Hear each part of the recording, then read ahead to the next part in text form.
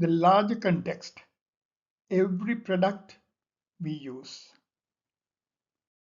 every service we consume, and every process we rely on has an environmental footprint.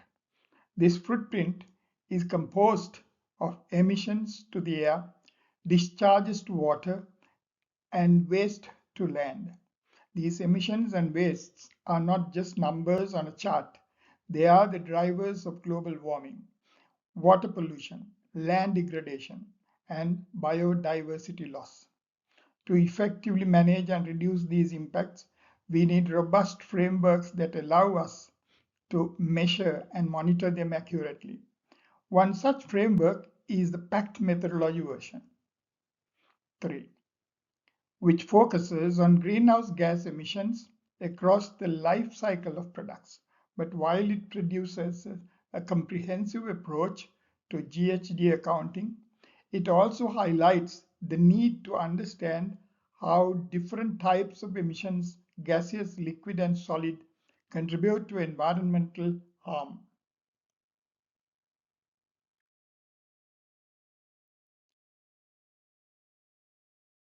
The PACT methodology, or product attribute to impact algorithm, is a standardized approach to measuring and reporting greenhouse gas emissions.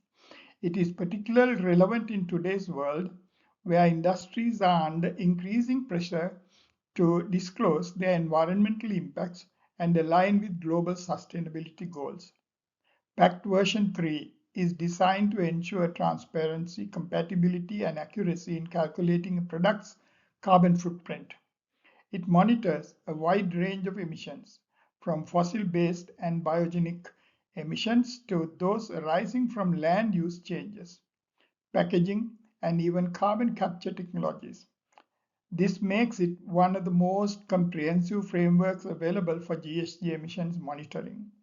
However, while PACT excels at tracking greenhouse gases, it does not directly address other environmental impacts, such as those from solid or liquid waste. This is a critical gap that we will discuss further as we move through the presentation.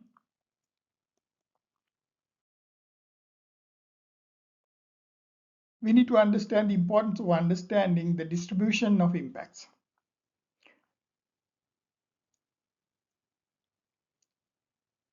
Beyond the scope of PACT, it is essential to understand how different types of emissions, gases, liquids, and solids contribute to environmental degradation. Each of these has unique characteristics and impacts. Let's take gaseous emissions, such as carbon dioxide and methane. The primary drivers of climate change and air pollution are those.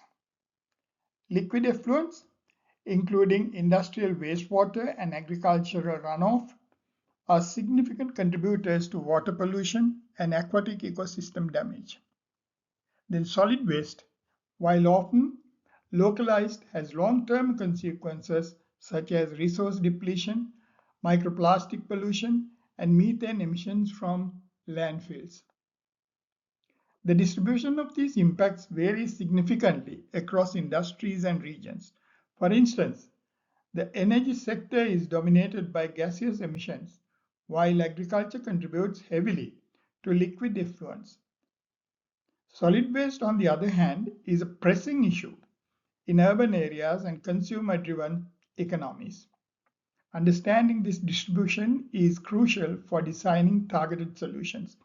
It allows us to prioritize actions and allocate resources where they will have the greatest impact. And while the PACT methodology provides a strong foundation for GHG emissions accounting, addressing these broader impacts requires complementary approaches such as life cycle assessment or sector-specific studies. In summary, today's discussion will focus on two key areas: the comprehensive GHG emissions monitoring provided by the PACT methodology and the broader environmental impacts of gases, liquids, and solids.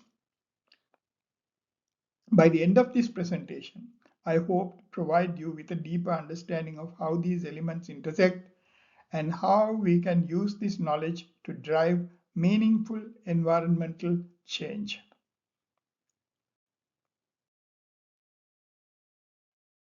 Let's begin by driving deeper into PACT methodology and the specific emissions it monitors.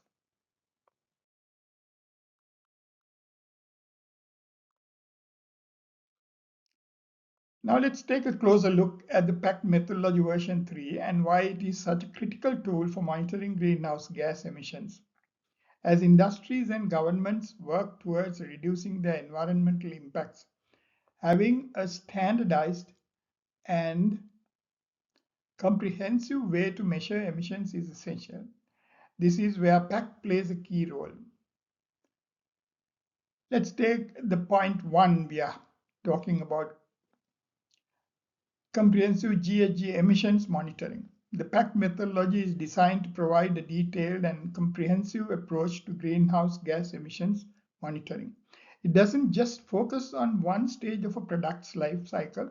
It examines emissions across the entire life cycle, from raw material extraction to production, use, and disposal. This methodology ensures that no significant source of emissions is overlooked, whether it's fossil-based emissions from energy use, biogenic emissions from organic materials, or emissions linked to land use changes and transportation.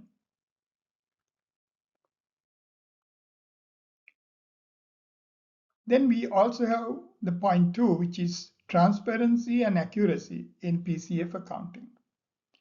One of the standout features of PACT methodology is its ability to ensure transparency and accuracy in calculating a product carbon footprint, or PCF.